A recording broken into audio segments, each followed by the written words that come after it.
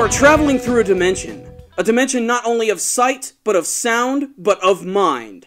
We are the powerful Nerdcast. What's up, Christian? Yo, Corey, we are back. Episode, what? 10. Boom! 10, son! I did not even imagine that we would get here. I thought we'd reach episode 5 and we'd be done. 10 episodes, uninterrupted, every Monday or Tuesday, coming out consistently. I'm actually really proud of that. I'm going to give myself a pat on the back for Damn that straight. one. I know. Very excited about that. Thank you guys for listening. We've got nothing but good feedback. If anything, you guys have just given us more really good ideas. So, audience...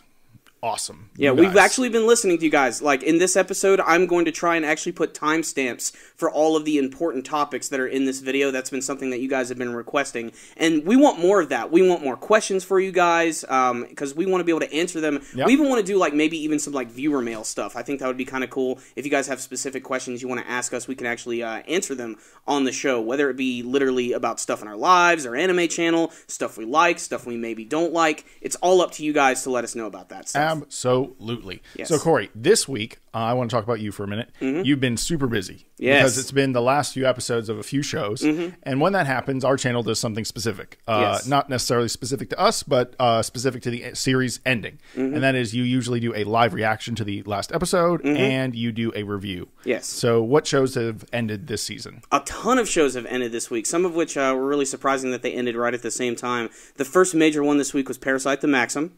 Which is an amazing show. Which was a really good show.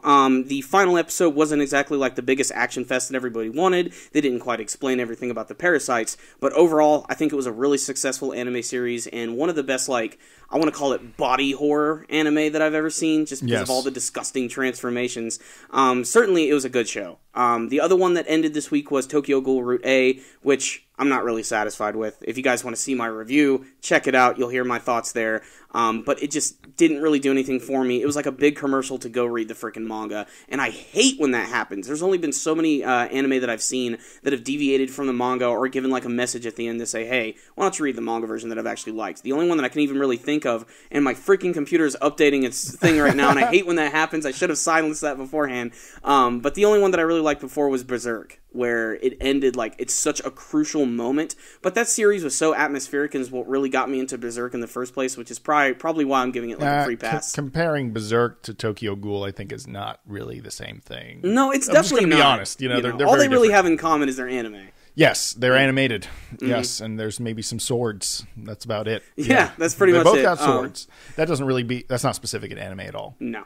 What else is there? The other one that was big this week was Death Parade, which was my personal favorite show of the season. It wrapped up everything perfectly. Just like Parasite, it didn't like outright explain everything about the world, but it got its message across fully. The characters evolved. The story was good. It's a self-contained 12 episodes of absolute amazingness, which I can really, recommend to any fan of animation or anime. You're totally going to dig it. It's amazing. There is one more live reaction that I am going to be doing this week, and it's for a show that I've never actually reviewed before. It's Nanatsu no Taizai, The Seven Deadly Sins. Today, right now, as we're recording this, the final episode is aired. I haven't even watched it yet. I'm really anxious to see what they're going to do with that final episode because I've really enjoyed the season so far, and I'm hoping it's going to leave it open for maybe some more in the future. So I'm pumped to watch that final episode. Yeah, it looks really good, and that show's always been good. I've seen all the fights online. Like, I go to YouTube and you type in 7 Deadly Sin fights, and you get a whole bunch of cool stuff. The animation looks great. I like the main character. It kind of reminds me of a dumber Goku. He's I don't even think Meliodas is dumb though. He's just he's kind of he plays dumb a lot. Yeah, he plays oblivious to a lot of the things that are going on in the world because he's so just disgustingly powerful that nothing really frightens him. And that kind of goes for some of the other members of the Seven Deadly Sins. Like there's that one character, Bon, who looks like kind of like a combination of Frankie from One Piece and Grimjow, this character from Bleach. He has the blue hair, and he has like the red Michael Jackson suit. And what's cool about his character is that he's actually an immortal. Like nothing can kill him, and that's like become like a joke in the show. Like especially in the last couple episodes, there will be scenes where his body will just randomly explode from an attack, or his head will be cut off or something, and then the next shot, he's just fine. Absolutely nothing can stop this character, and it just makes the Seven Deadly Sins seem all the more powerful. Some of them are a little more vulnerable to attacks. Like there's Diane, the big giant chick. Like, she's definitely the one who's, I think, the closest to being human, and that's the weirdest thing, because she's a freaking giant. And then you have the character of King, who can fly around. He's literally like a fairy prince or fairy king. And, the whole funny thing with his character is that he appears to be like a young kid, but his actual form is like this old fat guy. And occasionally, like, that will come out and pop out, but then he'll turn back into his normal little size. He's another one of those characters. He's been around for like thousands of years. Can he transform into other things like peel off, or is he only? I'm not 100% on that. Okay, but like his main thing is he controls like thousands of knives and swords that can like fly around his body, and he can control them with like telekinesis. And he's definitely one of the strongest members of the group. So who's I'm forgetting this Naruto character's name. Who's the puppet master that was part of Akatsuki or Akatsuki? I think that was Sasori. Sasori? Yeah. It's like if you took Sasori and Pilaf and you combine them into a badass fairy. A little bit, yeah. I can kind of understand that. That's interesting. But even still, at the very end of Nanatsu no Taizai, they actually still haven't introduced all of the 7 deadly sins themselves. In fact, formally, only 6 have been introduced, and the most recent one just sort of disappeared off the face of the series. Her character was named Merlin. She was like the... I'm looking at the wiki right now. The take on the character of Merlin, and she just sort of appeared with King Arthur, another character who appeared out of nowhere, and they just sort of disappeared right now. They're off doing their own thing. But there's still one member of the Sins who hasn't even been introduced yet. What's his name? Do you not know? Which character? The last member of the 7 Deadly... his name escapes me, but it wouldn't be much of a spoiler because... Escanor. Say that again? Escanor. I'd have to look at it. Yeah, interesting. I could tell maybe it's Escanor. Escanor. Okay. Yeah, we haven't seen him in the show yet at all. Haven't opened that yet. The only times we've ever seen him is they have all the wanted posters of the 7 Deadly Sins, which don't look too much like them. They're taken with liberties. It's like Sanji. Exactly, except not the stupid looking one. That one last member, Escanor, we haven't seen him yet. In the intro of the show, you see them all standing together, and as they're introduced in the show, at the beginning they're all wearing armor. Whenever they're put in the show, they get rid of the armor and you actually see them. He's the only member in shadow, and then as they get introduced, they come out of shadow. And he's the only member of the group who's still hanging out in his armor. He has a big, badass looking axe. Yes. And I don't know if they're going to introduce him in this season. I honestly don't think it's going to happen, and I'm kind of glad because that just means even more that we might get a second season of the show. And you know what they're doing? They're saving some of the world. There's still so much about the world that I don't even know. I think that's good. That's really, a series longevity move right there. You got to do that. And the whole first season has really just been introducing the characters and trying to set up like the next big conflict. Like there's been a couple villains in the show, but there's only one that's been like... So the 7 Deadly Sins, they've been around for a long time, so they all know each other previously. Yeah. I mean, the main character, Meliodas, is like supposedly thousands of years old. Okay. Yeah. So the other thing is that now they're just... I haven't seen too much of the show story-wise, so I don't know too much, but they were obviously split up, and now they're getting back together. Why? There was a point in time, like years before, there was this group called the Holy Knights. Okay. And there was corruption within the Holy Knights, and they framed the 7 Deadly Sins and basically made everyone believe that like they were evil and everything, and then basically they were all banished and disbanded, and they just went off and did their own thing. Eventually, and we're just catching up. Mm-hmm. Okay. And then eventually, this one princess who goes by the name of Elizabeth, who's just pure fan service bait. That's all she is. Lucy. She does seem like she's going to be more important in the final episode, especially what happened in the one previous. Does she have some stupid jewel on her neck or something? No, she goes Super Saiyan. Oh, okay. She actually literally, she has like gold like power around her and like these big golden wings. I don't even know where it's going. Like that's how the last episode ended, leading into the finale. So I can't wait to see where that's going. But she realizes that the kingdom is becoming more corrupted. The Holy Knights are, basically just evil, and they're also trying to revive this evil demon clan. It's kind of ridiculous. So she decides to go and look for one of the members of the 7 Deadly Sins, and then it turns into the adventure of let's get all the old members back and stop all this evil from happening. It's really simple. Interesting. Okay. It's really not that complex, but let's there's still a lot more back together. Pretty much, yeah. That's exactly what it is. Okay. And some of them are reluctant. Some of them don't want to join. And just little by little, you get to learn a little bit more about their past. But the show hasn't even really started. And it's based on a manga series that's been going for a couple of years, and supposedly even the manga is supposed to end in just a couple. So it kind of makes me wish maybe they should have waited maybe another year or two before they even wanted to do an anime adaptation. But supposedly it's been real popular, the ratings have been really good, and we might get a second season. It all depends on how that final episode's going to end.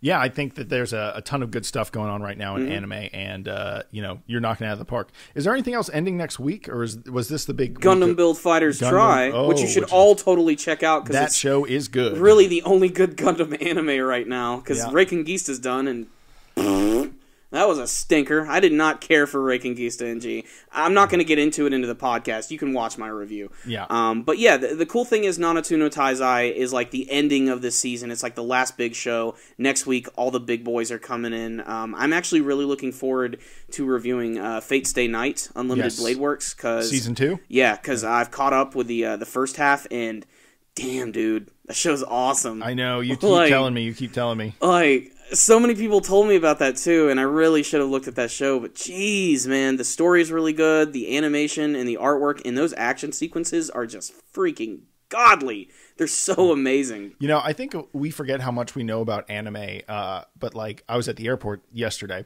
and some guy was watching some anime on his laptop. And I was just like, I wonder what he's watching. So I just sort of glance over, and I like look over his shoulder, and I don't even know the movie, but I could tell it was a Miyazaki film just by the art style. I was like, oh, he's watching Miyazaki. And then I was like, I wonder how many other people know that. And I was like, probably no one else around this guy knows. We know a lot, more than the average person. But we don't think so, because we can talk to each other about it, no problem. And you get comments from everyone that knows exactly what you're talking about all the time. But our commenters know way more than we do. Oh, yeah. Like, just so much more than we're just the dudes that got the time to put cameras down and start talking about it. Basically. I mean, originally we were all just about action shows, and now I'm reviewing stuff like Death Parade, which, that show blew my mind so much. Like, it's in my top 5 favorite anime series. So it's like number 5. Last season, what was really good was Space Dandy. That was like your favorite. It's Space Dandy. You had Gundam Build Fighters first season, which I really, really loved. You had Zonkyo no Terror, Terror in Resonance, which was the other show done by Shinichiro Watanabe. You had the first half of Tokyo Ghoul, which I liked way more than the second half. Even though they got more powerful and got cooler abilities. Yeah, and that's the thing. My first reaction to the second season of Tokyo Ghoul is, oh, this is so much better. I remember that. Action scenes, it's so good. But the ending destroyed all of it. Yep. Like, I don't care anymore. It doesn't matter. Everybody's dead. And the main character barely talks. And there's censorship out the wazoo. And it pissed me off because the season opened up with, like, hardcore, bloody violence. Next episode, we're back to censorship. And censorship in anime is getting out of control. We're going to save that for a freaking another podcast. Because I want to talk about that a little bit more. I need to do some more research. I'd like to see some of the censorship. I mean, it's getting out of hand. I don't know. And it's annoying, too, because a lot of the shows that are getting censored are late night shows in Japan. Like, they air late at night. There's no excuse for that. Look at anime from the early 2000s. Look at it from the 80s. It's freaking nightmarish. Nowadays, it's been pussified, and I just don't like it. It's funny, even in America, though, if you wait like after 11, you can straight up say F words and stuff. Yeah. Like American TV is way more violent than anything you'll practically see in anime at this point. I mean, look at The Walking Dead. Season finale tonight. Oh my God, 90 minutes. Look at Game of Thrones. Yes. That show is just... Damn. Medieval violence is really dark. And then you also think about, like, people really did that shit. I was listening to this podcast called Hardcore History with Dan Carlin, and he was talking about how... I've listened to that with you. Yeah, you have listened to that one. And he was talking about the history of the Protestants, and who's the guy that posted the Bible pages on the thing? It's not Protestant. It's You're asking the wrong guy. I know. I'm sorry. I'm talking about religious history. But the point was that it started this whole uprising, and then this uprising got squashed, and it was one big town called Munster, like the cheese. And after they squashed the uprising to punish the 4 or 5 dudes, they tied them all to a stake, a big fat tree thing that they had shaved down to a stake. And then they made them all be tied together so they could feel like each other straining from the torture, like pass on some more like fucked up shit. And then like they just slowly like pulled the muscles off these people to like torture them. And they had to stay awake for an hour.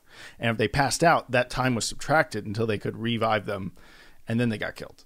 And so like that really happened. Like, what was that? Like 500 years ago. It's just normal. Hell, that shit probably still happens today in other parts of the world that we don't know anything about. But we live in a fantasy land called America, and none of that weird shit happens anymore. I mean, that is some Berserk shit right there, man. I know. That's some real stuff. And that's another reason why I think Berserk is so effective. Because even though it's, the second half is more about demons and stuff, the first half is kind of like a medieval setting. You're like, that shit happened. This shit could have happened back in the day and probably did. But that shit right there, man. Human life was just not as valued. I mean, what does that even accomplish? Well, are they trying to set an example? They're trying to set an example. I think it was Protestants, and they were just because the Protestants had raised up because what happened was they translated the Bible for the first time to the masses to a common language, and before seems like it worked with flying colors too. Yeah, priests were the gatekeepers. They had a lot of power. That's back when the Catholic Church would do those things where you could buy coupons to get saved. That's true though. Like that was, and then what happened is this it expired. Fuck. But there was an obvious loophole. What's the obvious loophole? Do anything you want, and then right before you die, buy some coupons. And so people were starting to point that out. Like, dude, people are raping and pillaging and doing whatever they want, taking advantage of people, overtaxing, and then they're just buying some coupons. And they're like, see you bitches, had a good run. And so what happened was these people just all sort of like push back against government and everything. I don't want to get into specifics of that because I don't really remember. I'd just be repeating what I heard in a podcast like I know something. And but they just wanted to set an example. Like you don't rise up against the Catholic Church. And also they took this guy's property who was a duke. And, the really interesting thing to that podcast to me was that the social structure of the time, the Dark Ages, was changing. Because now money had become a big thing. Monetary systems, not barter systems. What's bartering, Corey? What do you think? Just trading things. Trading things. I give you this laptop, you give me that donkey. You know? Simple as that. That never existed. Money changed everything. Money, physical money things changed everything because now a peasant that was a tailor could become rich. And now you're a noble over here, but you're kind of a drunk and an idiot and you spend all your money. Who's actually worth more now? But society was deciding slowly that, rich people were worth more instead of noble blood. So a lot of noble people were pushing back hard against that. Very weird transitional time that you never think existed, but did, like the 1500s, that's what was happening. And so with that in mind, I just thought it was very interesting and how torture was very normal. And it was a big thing. There were flyers handed out. The whole village came and watched, the whole town. It was like fucking football on Sunday for these people to come out and watch them kill the Protestants that fucked everything all up. Jeez. I mean, people are different. People were, maybe people weren't different back then. They were just used to things, Maybe it's just that over time we've just become so desensitized to these things, Or resensitized? Maybe we're resensitized. People are like, okay, but let's get back on track. Here's the thing I want to talk about. So, American TV, you do anything you want on there, except sex. That's where we... Well, I don't know. It depends on the show. Well, that's true. And the channel. But I think R.R. Martin said it best. He's like, I can describe in gruesome detail an axe going into someone's body. But if I had to change that to a penis going into a woman, can't do that. People are going to flip out. Yeah. Can't do that. Censorship doesn't allow that. It's very interesting. The human form is a disgusting thing. I mean, you look at yourself in the mirror every morning and you just want to throw up. But, well, it happens. Got to get on that shit. I look at myself in the mirror and I'm pretty happy. Get rock hard.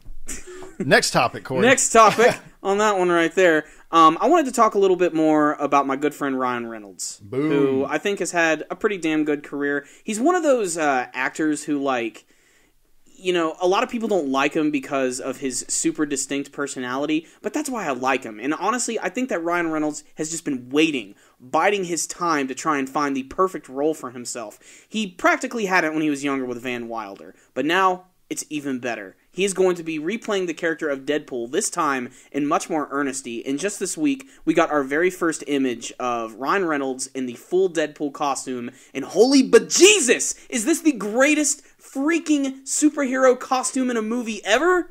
Ripped right from the comics. It almost looks like a computer rendering in real life. And I'm so confused as to how it's going to work, too, because it looks like a normal costume, but it's the eyes. That's the thing that surprises me the most, because typically when they do these live-action movies, they just leave the eye holes completely cut out, and you just see the natural actor's eyes, because that's what would happen in real life if these people were wearing these masks. Whenever you're reading comics, you ever noticed how, like, Batman's eyes are always wide, or you look at Deadpool, his eyes are white, Spider-Man, he has the big wide eyes. And this time they finally applied it fully, and his eyes look just like they do in the comic book, and I don't know how they're going to make that work. Yeah, his eyes move. You know what I bet they're going to do? They're probably just going to put those tracking points all over him and do it in post. Do it in post. That was my first thought. Now, I'm a little wary of that because I hope they can make it look natural, because, you know, Deadpool is expressive mostly through his eyes. That's what's really important. And the fact that they're going to be big and wide, I really hope they don't look too cartoony in the movie. But then again, if they do, Deadpool is the only character that could actually get away with this. Yeah, I'm getting more and more excited about this movie. I've heard a lot of things, though, like they don't have the budget of the Avengers. They don't have a few things. I don't think Deadpool needs that budget, though. Because I don't think we're ever... Or if we do get to that point, it's going to be a while. I think most of his movies are going to be set in, like, realism. Him fighting against thugs and goons. Maybe the occasional supervillain might pop up, but that all depends on where this Deadpool movie is going to take place. Is it going to be in the Marvel Cinematic Universe? Is it going to be set in the X-Men universe? Because technically, he originated, I believe, from the X-Men comics. And then you have just, like, his own universe by himself. You know, maybe he's going to literally cross over into other universes. Deadpool has that ability. That's the coolest thing. He could just, like, totally be like, oh, I'm going to go join the Avengers this movie and then go be in the new X-Men movie that. Who owns Deadpool? You know, I'm not even 100% sure on that. So I'm pretty is he a sure... Marvel property? I mean, it's a Marvel film, but I think it's being distributed by either Sony Pictures or Fox. Okay. I want to say Fox because X-Men, that's where they belong to, and that's probably where this is coming from. But, you know, before I was just kind of mildly interested in it. The minute they showed off this costume, just fantastic. And what's really genius about the costume and the first time they showed it off is that it reassures any, like, unsure fan. Like, is this going to be a good Deadpool movie? Is this going to be able to represent the character? It's Ryan Reynolds in full getup, like, spread out on a bearskin rug in front of a fireplace. Like, that is so Deadpool. And it's not only funny for that, but it's also a reference to the actor Burt Reynolds. And I don't know if you know this, but back in the 70s, he did a fully nude image of him sitting on a bearskin rug, completely buck naked. And that's exactly what this whole Ryan Reynolds Deadpool thing is parroting. And I loved how when they brought out the picture, he sent out this tweet and he said, "With great power comes great irresponsibility." So, just so amazing. Great riff on Spider-Man. I'm really excited for this one because it's going to be one of the first, like, comedy-centric superhero movies. But since it's Deadpool, it's also going to have a really dark sense of humor, especially if you saw that teaser. This Burt Reynolds picture is, like, hairy and very uncomfortable. Of course it's hair. Oh. That's like one of the key words you think of when you think of Burt Reynolds. Or the 70s. Yeah, 70s. Hairy. Oh, whoa. Smokey and the Bandit. That has been seen, can never be unseen, Corey. Wow. Yeah, but that movie's going to rock. I think it has unlimited potential. Like I always say, we've said this about, like, how good studios are at making these kind of movies now. They know how to make them.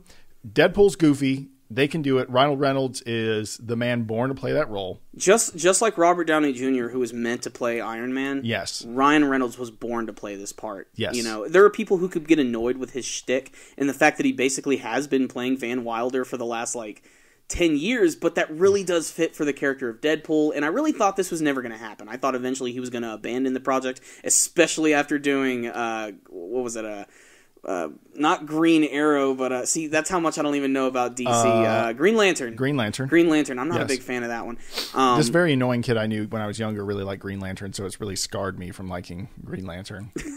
He would always, like, put on a fake ring and pretend to beat me up with it, and I was just, like, smacked it out of his hands. I was like, get that shit out of here. You're such a bully, man. I was not a bully. I just had to put that green bastard that wouldn't in his place. fly in today's PC world. No. And that's exactly why Deadpool is needed as well. Yes. Because this movie's going to be a lot of fun. Did you see the actual teaser for the movie? Yeah, whenever he goes and messes up those... I've seen the CG teaser. Is that what you're talking about? Yeah. Yeah, that looks great. That shit was bananas. You look at that, that's basically the same costume that we're getting here, and that still makes me realize, is this actually going to be a CG movie? Would that bother you? Not so much. The only evidence going against that is they claim this is Ryan Reynolds in costume. But like I said, it looks so good, it looks CG. Yeah, like I almost thought it was fake at first. I'm like, there's no way they're gonna have the balls to put that in a movie theater. There's no way. It looks literally like it came out of the comics, and just there it is. It's awesome. I want the movie to open like with that shot. Yeah, like in him talking to the audience, slowly and pushing in, yeah, and him laying there, and just be like, "Isn't this amazing? Here I am, Deadpool in my comic costume. We could ignore that shitty X-Men movie. Like that would be such a. The only thing that is kind of sucky is it's PG-13. Deadpool can get really dark and gross, but maybe in the beginning it doesn't need to, and then maybe there'll be another, I don't want to say retelling, but like they'll take it in a different direction, and then they can get darker with it. But let's just get it out there to the masses first. I mean, I don't want to see like blood spray or anything, but like I want to see him. But he like cuts people's heads off and stuff. Yeah, but I want to see it be just as dark as it was in that teaser trailer. Like, but at the same time, Dead Peaser. Are you speaking English, Corey? No, I'm not. Deadpool. He has fun too, so like it's a very tongue-in-cheek type of thing. But I'm even more excited after seeing this costume, and after seeing this too. Like now, I really want to see Wolverine in his full costume now. Like there's no excuse anymore, especially after Deadpool. And there's supposedly going to be one more Wolverine movie, which Hugh Jackman's actually teased in the last week. Yeah, he's got one more in him before he gets too old to do it. What's strange about that, though, is not a month ago, he was claimed to saying that he wanted to play Wolverine until he was dead. Like, he wanted to play him even, like, as an old man up to that point. I don't know if this means this is definitely not going to happen, and eventually we'll see a rebooted character. Like, I don't even know who could play Wolverine at this point. That's how long Hugh Jackman's been playing him, like... He kind of fits it, and I want to see him in the costume one more time, like in the real costume, whether it be... By you mean one more time, when was the first time? Never really. Oh, you mean the first time? Yeah, there was that one scene, and it didn't even count either. It was at the end of X-Men Origins. There was a deleted scene. Did you ever see that, by the way? Which one was that? It was... no, not X-Men Origins. It was the second one, The Wolverine. Yeah, I've seen it. All right, yeah, the one where he goes to Japan and everything. I've only seen the fight scenes. Never mind. Okay, that's all you need to say.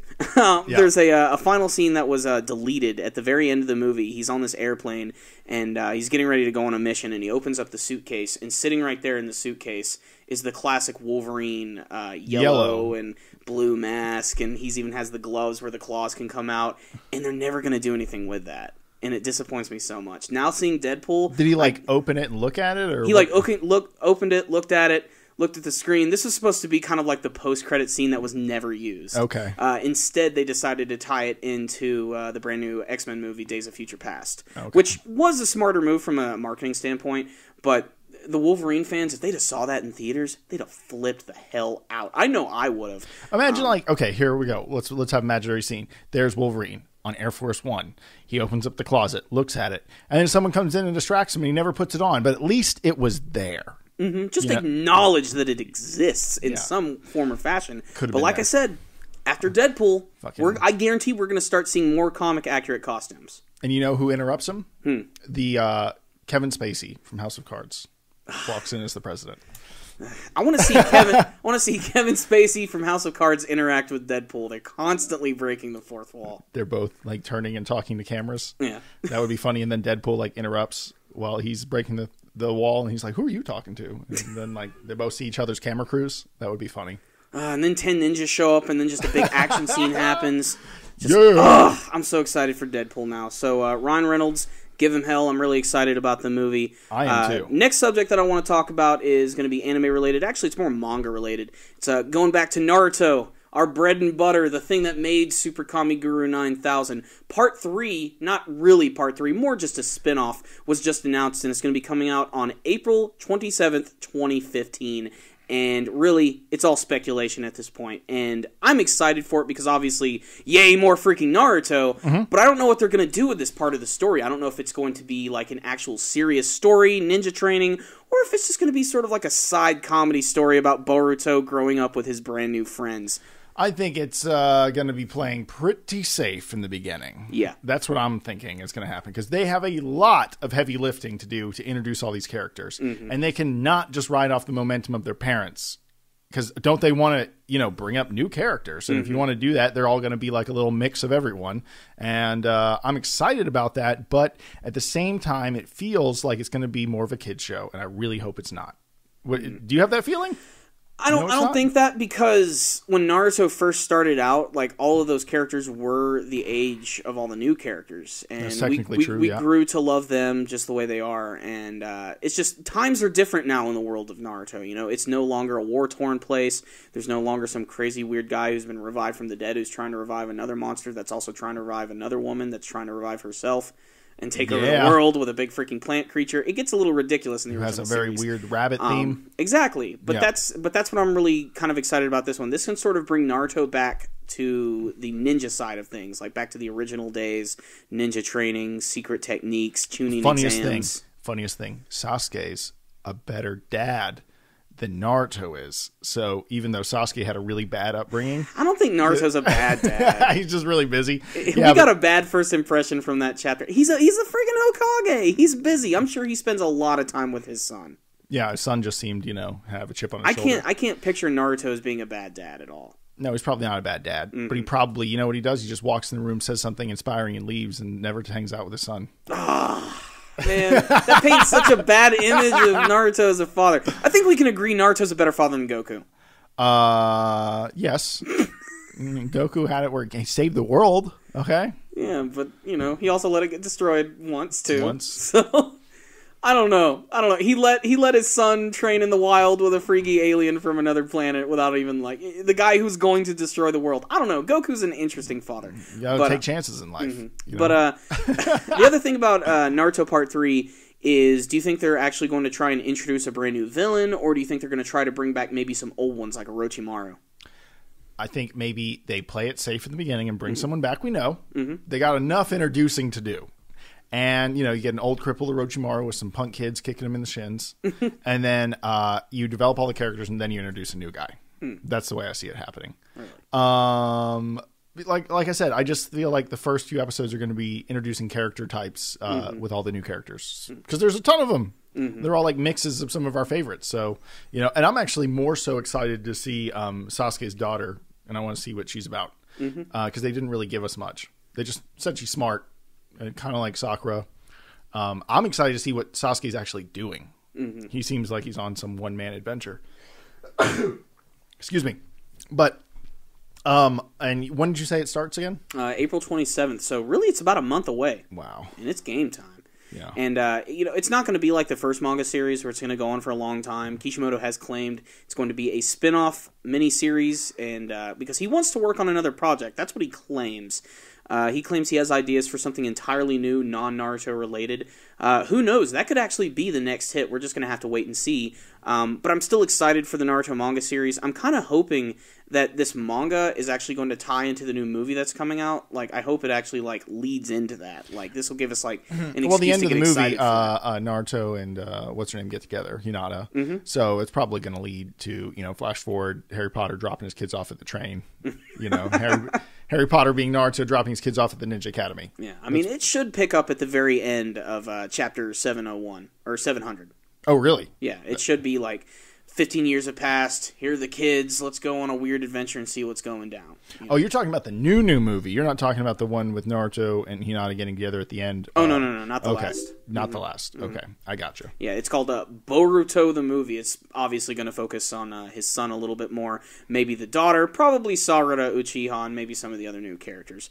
But really, it's just, that's the thing, it's all speculation at the moment. We have nothing. In fact, the first image that was released from it is an old image of Naruto and Sasuke doing the whole, finger thing. Yeah, I thought that was strange. I was like, this isn't new. Why is this the preview? Yeah, but it was just something that was previewed in Shonen Jump, just letting people know that it's coming. I'm glad it's coming soon. I didn't expect it this soon. I actually didn't think we were going to see this until probably June or July. So this is really unexpected. April's going to be a huge month, not only with that, but with freaking Dragon Ball Z coming out, Fukatsu no F. As much as we don't want to admit it, by the end of next month, by the middle of next month, we're going to know the whole plot to that movie. I'm okay with that. I just want to watch it.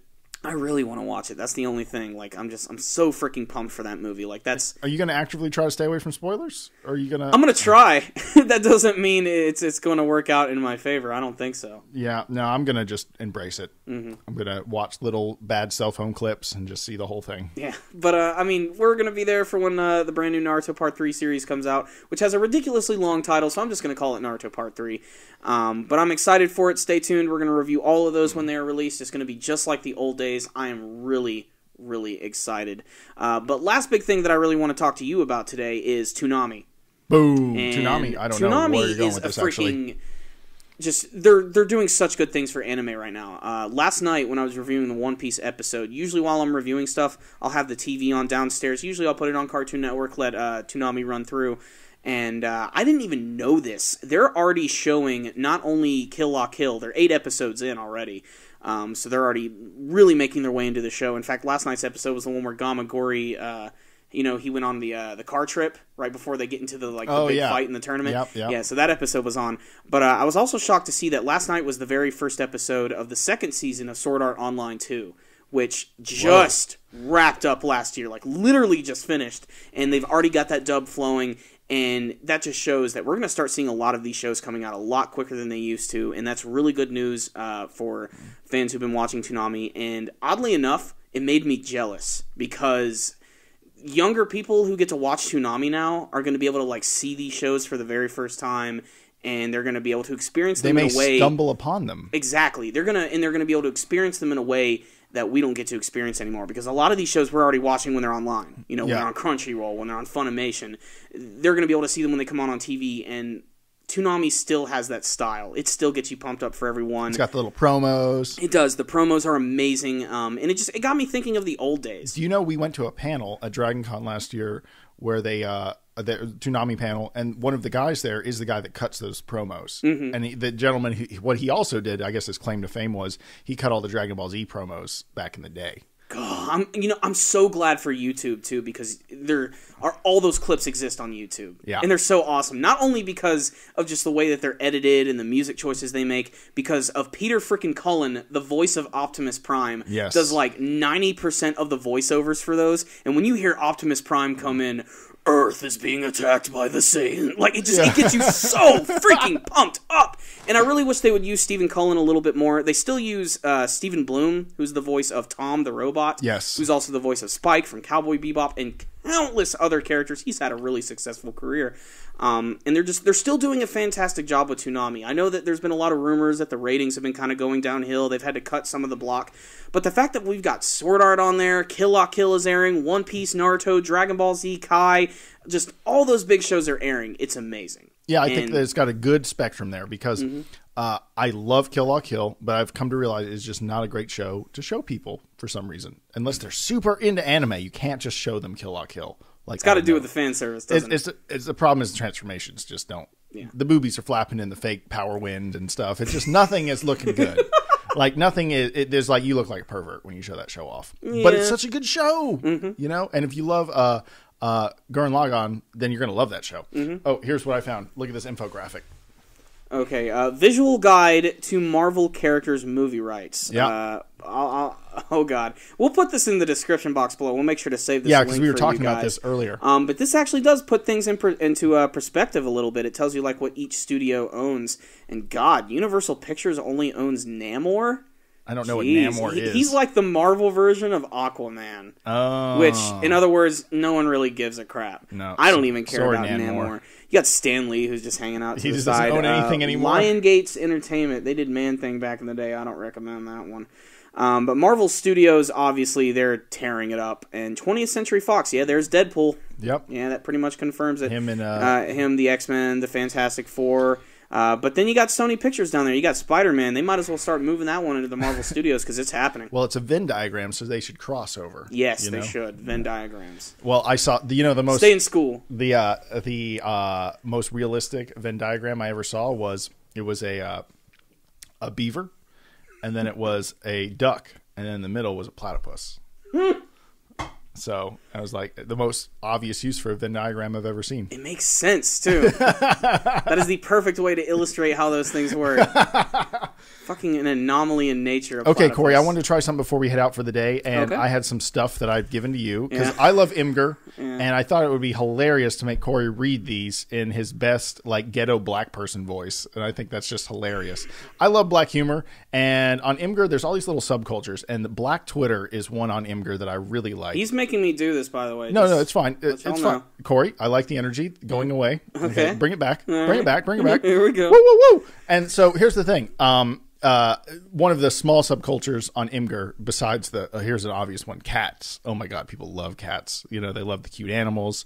They love the memes, you know, like the little kid going like, yeah, you know, like today I got a raise at work. Yeah. You know, like my boss said he needed to talk to me. He gave me a raise. And then, you know, the little meme kids. And I particularly love the Velociraptor one. Velociraptor? Yeah, when he's thinking. Yeah. I love that one. I think my favorite one was a very dark one. It's like, if you got molested as a kid, would it be because you went back in time to molest yourself?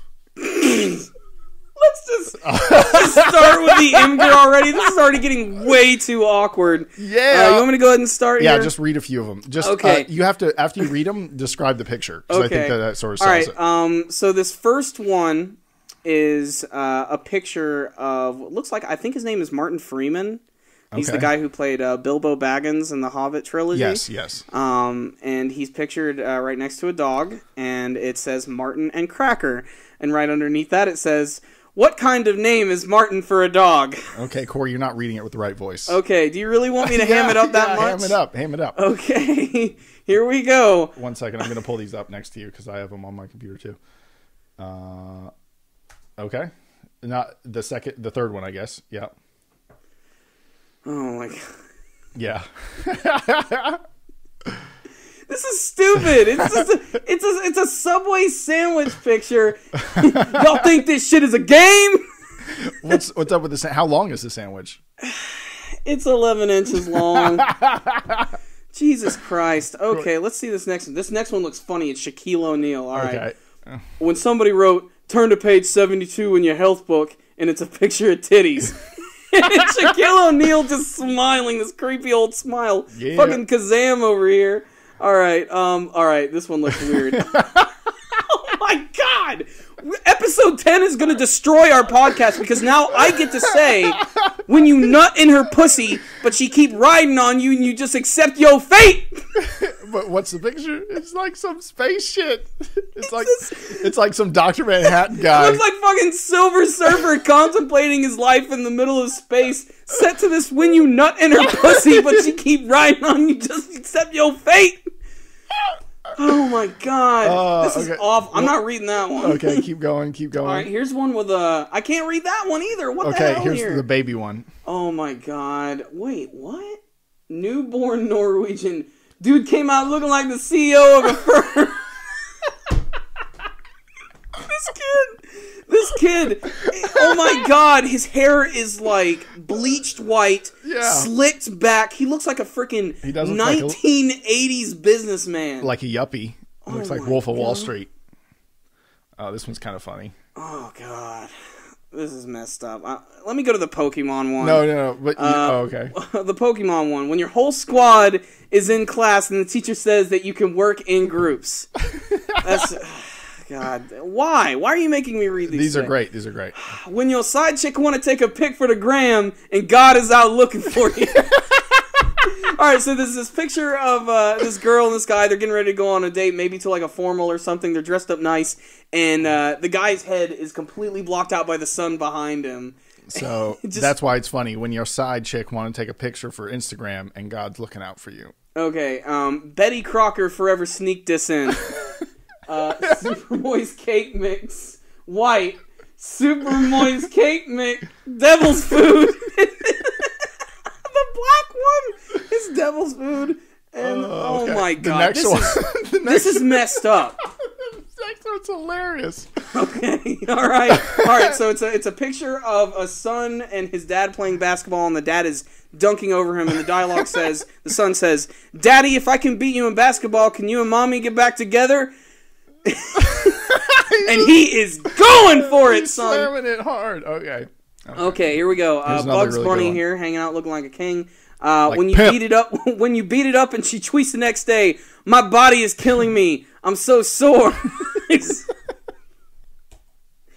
This is the worst segment I think we've ever done on our podcast. I love this segment. Here we go. We got a pug here. When your parents walk into your room expecting you to be doing bad things. What? That seems like it snuck in. How did that get in there? No, that's it. That's all I'm reading. Biden's the greatest hype I think man. I've had enough of Imgur for today. No more Black Twitter? Okay. But if you guys want to waste a couple hours of your time just looking at some funny pictures, some GIFs, and just the comments from people, check out Imgur. It's absolutely hilarious. It's a black hole and this is just a for your small time. taste of it. And I know that we didn't do it justice at all, but this was frankly just awkward. That was fun. Thank you, Corey, for being game, because we're going to keep trying new things, and if we find a real funny segment that is refreshable content every week, we're gonna try it. And I think this went great. I think you guys need to tell us in the comment section below how awesome this was, and maybe we'll link to this post on Imgur so you guys can read along. Perhaps. Okay, you guys. Well, I think that was a good episode, right, Corey? Yeah. You want to wrap this bad boy up? Okay, you guys. Thank you for watching the Powerful Nerdcast. I almost forgot the name. Powerful Nerdcast. Please make sure to like and subscribe to the channel, like the video, follow us on Facebook, like us on Twitter, or reverse it. You know how it goes. Also, we have an Amazon link where you guys can go to Amazon, and anything you buy through that link, it gives us 2% of the total cost. So it's a good way to help us out without spending any more money or doing anything out of the ordinary for you. And we also have a PayPal link if you want to donate to the channel. We recommend $2 a month if you want to donate something regularly. That would be awesome. And thank you guys so much for watching. We really appreciate the views and the comments. Corey and I, honestly, we put a lot of time into this, but it barely feels like work. It's practically just fun hanging out stuff. And we just set up some cameras before we do it. And so, yeah, guys, thank you so much for watching. And until next time, the Powerful Nerdcast is going to stay dandy, baby.